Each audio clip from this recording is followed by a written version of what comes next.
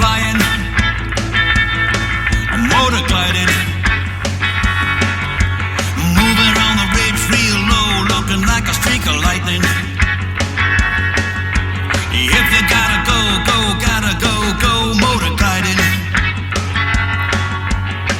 Listen to me and I'll tell you no lie. Too fast to turn, too low to climb. I got a cool machine and everybody say, whew, takes your breath away, motor gliding. Welcome back everybody to the fifth clip in this series of, I don't know, is it about 11 or 12 clips? I really should find out before I start doing the commentary on the next clip. But it doesn't matter, it is what it is, and you'll see when they come out on YouTube where it begins and where it ends. But this is the fifth clip of the 427k competition flight flown in North Wales, originally in March 2021 by 23 competitors, only 4 of whom managed to complete it. The winner did a rather stunning 131 kph speed and went around the task in about 3 hours 15 minutes. On this one we're doing now, I do it in 82 kph and a time of something over 5 hours. I can't remember. Probably work it out, can't I suppose, at that speed and the 427k of the task. But just to recap, what I'm actually doing here is following my ghost around, and my ghost is me when I flew the task in 2021, not in the competition. I didn't fly the competition, but I thought I'd try it afterwards. And it was a Herculean effort for someone like me who hadn't got a clue what to do and didn't know this landscape or how you fly this kind of sort of thing. Because I'd started doing these YouTube videos and thought it'd be great to put this one on YouTube. I mean, only for diehards, because I don't expect your average YouTube surfer to want to watch all of this kind of dry stuff. But for those who've got half an interest in gliding and how you try and go cross country in various different scenarios, it could be interesting. In fact, I originally wanted to do these videos just for a couple of friends, one of whom has been a full-size glider pilot and VI instructor and has a PPL and things, and the other of whom flies models with me. They both fly models with me, or have done since we were young, with a break of some years in our middle kind of careers. And putting them on YouTube was just a way of making them shareable with them, but I decided I might as well put them public, and the first 3 series of clips, first 3 flights have been really quite well watched by the standards of Something Dry. But I think between them there's been about 1,000 people have had a look at the clips. Quite surprised me really, but there we go. So I hadn't saved a replay of this flight at the time, and so I couldn't really sort of face reflying it and then not making it. And then I suddenly thought, well, in Condor, you can get yourself from the previous flight to fly with you as a ghost, i.e. as another glider. And I thought, well, if I follow them round, I should be able to get round, because they did. And that's what this flight is about. Only I will already on this clip start to, I don't know, move away from a little bit. I have this notion that I might be able to go more across the water, because if you look at the PDA here, the next turning point is kind of a 1 o'clock position over there, well buried in the haze.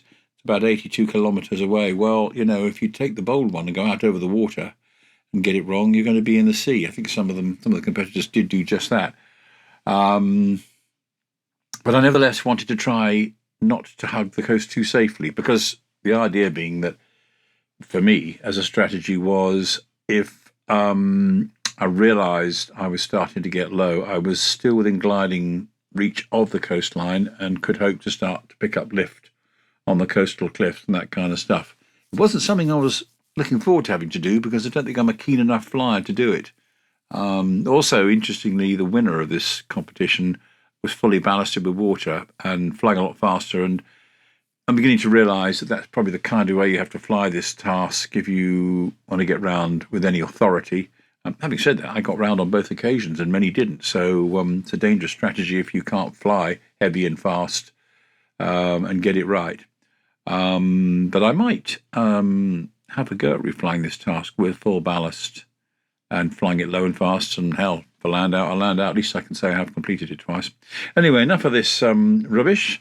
I hope my goggles don't steam up. They can sometimes do that. I'm just going to lift them a second to see the unpause button and get us started. Right, and we're off. So you can see my ghost now ahead of me. He's 0.84 something. Is that kilometres? I suppose it's probably kilometres, but I don't know. It could be miles. You can look at the manual and try and find out. Probably kilometres, by the way. I can sort of still make out his outline just about. So we've rounded turning point 2. I can just sort of turn around here and look back. Might better on the other side actually. So look. Yeah. Turning point 2 is kind of more or less where that headland is there, you can see. And before turning point 2, we had some good kind of steep slopes, mountainous type slopes that were facing into the wind, and we could gain height well and got up to about 5,500 feet. And did it knowing that after that we would be on a long, straight, energy conserving glide until we came to our next lift opportunity. So that's what we are doing. The bold pilot would probably have just sped on at great speed, moving in towards the shoreline, and the lift they hope to find blowing from the northwest, because the wind on this task was 295 degrees, 295 at 21 knots.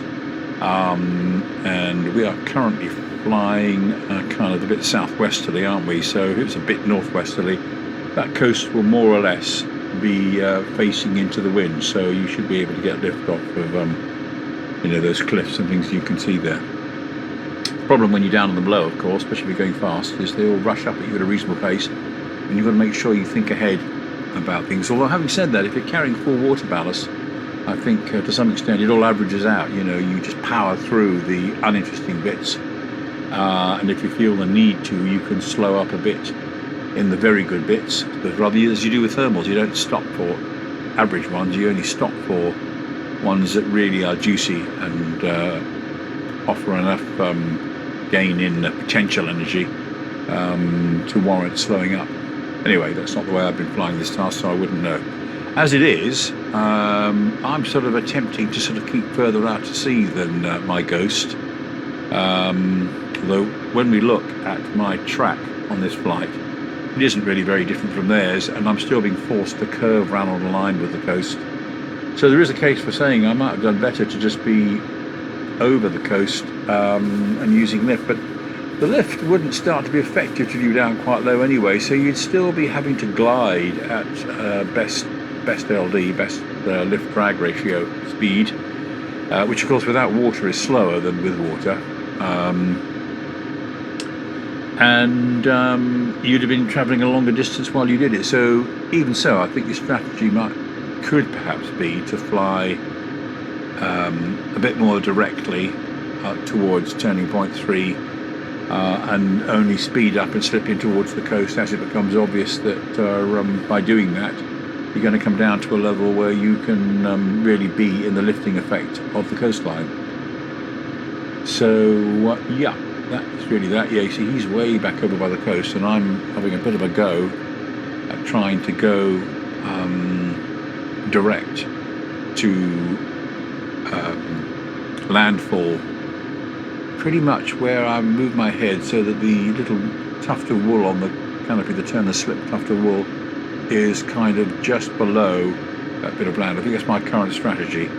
I'm flying at 50 knots. I should have checked carefully what the optimum speed was actually for unballasted. It's probably a little faster than this. I think I'm just hating to lose height. So I'm kind of, hoping to go for min sync, which is probably not the best way to do it. But hey ho, I'm not claiming to be an expert pilot. As it is, we're coming down to the rate of 1.5 knots. So we're coming down at the rate of nautical miles per hour. Anyway, that's what we're doing. So the ghost is way over there. We're out over here. And interestingly, he's kind of a bit ahead of me. He seems to be kind of getting away a bit. Well, of course, some of that's because he's further over that way rather than just further ahead. And you would hope that at the very least, at some point, as he has to come around and I'm going straight, he'll moving closer towards me, but also I shall find he's not so far ahead of me. But at the moment, I'm certainly not gaining on him.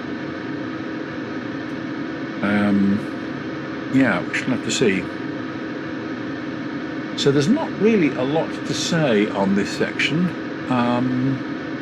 He seems to be moving out again a bit now. It's as though he's,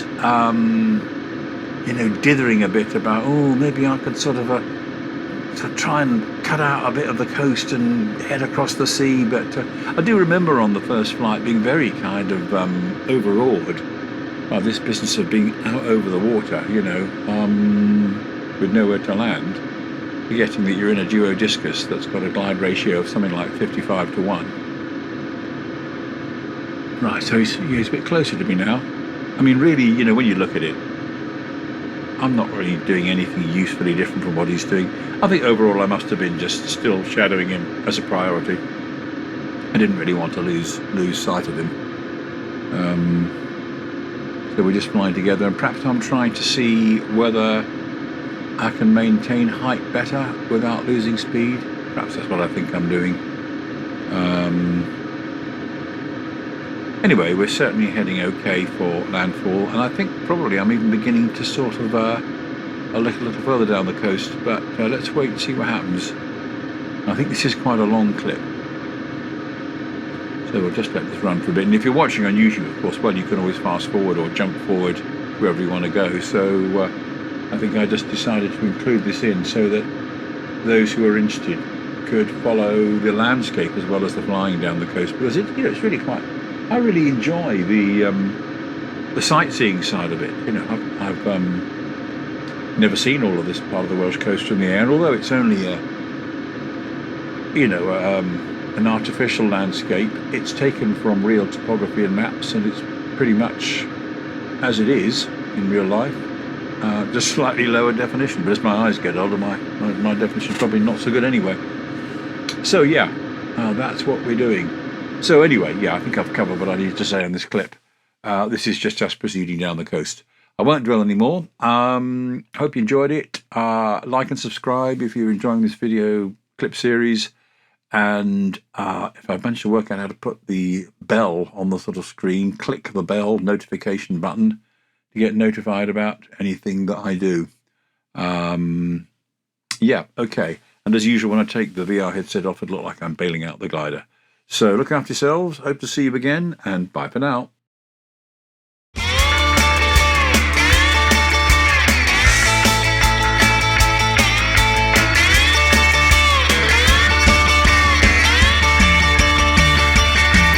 Well, here I am again, the sky looks black.